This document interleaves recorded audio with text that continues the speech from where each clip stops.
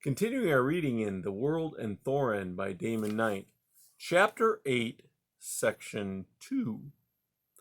Thornton was about to turn away when the crystal lighted. In it, he saw a drop of water hanging from the end of a tube.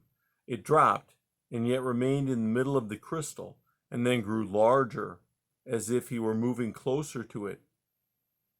In a drop of water, there are many invisible things, said the box. The drop had swelled now to fill the crystal, and Thornton saw that there were tiny swimmers in it, some with many legs, some with none, but all transparent as ice. These creatures are too small to be seen with the eye, yet inside them are other things smaller still. In the crystal, one of the swimming things had grown huge, and inside it Thornton could see a pulsing swarm of other creatures.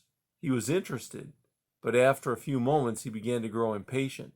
The box went on, showing him smaller and smaller things, until it got to the cluster of lights turning slowly against a dark background.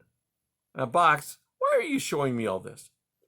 Because it is harmful for you to not know it. In the crystal, one of the lights had grown big, and now it's separated into a center light and an outer shell. All things are made up of these small pieces, said the box. Well, that may be, said Thornton, but I don't see what it has to do with making the engine come. It has nothing to do with it, except that the engine also is made of these small pieces. All right, then, tell me later. Thornton retreated to the nearest light ring. Now, if I press down on this, the engine will come? Yes. And it will not harm me? No. Thornton took a long breath. There was something about this that he liked very little. Nevertheless, he leaned, put his hand flat on the edge of the ring, and pressed tentatively downward. Nothing happened. He pushed harder, but succeeded only in pressing himself away from the ring. At length, leaning both hands on the ring and throwing his weight forward, he felt the metal give. The whole ring, or at any rate the part of it that he could see, sank into the floor of the tunnel, then slowly rose again. His weight was so little that he could not hold it down. Thornton, I must ask you a question. Yes. What is good for a man?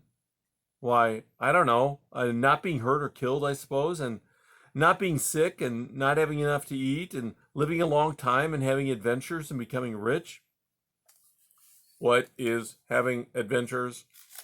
Oh, meeting dangers and overcoming them.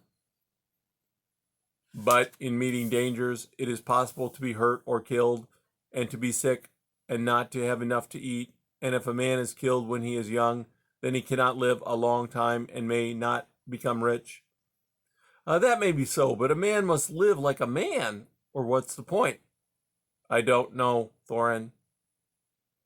They waited until Thornton's muscles began to grow stiff.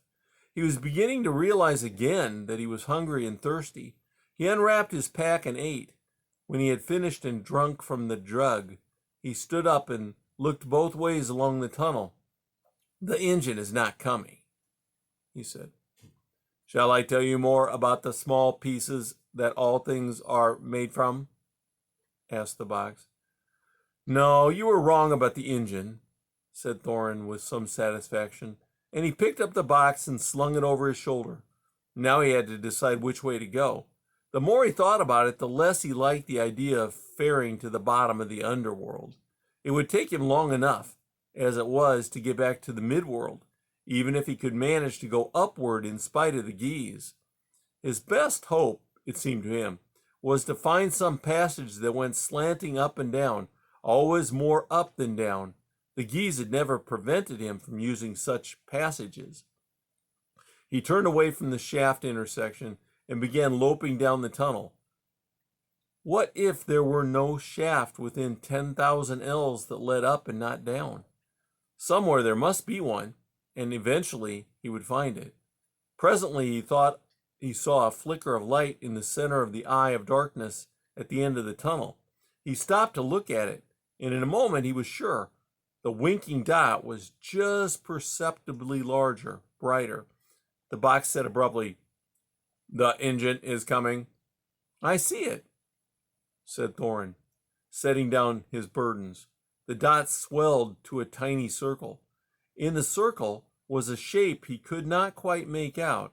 It did not look like one of the smooth eggs the box had shown him. It was angular, spiny.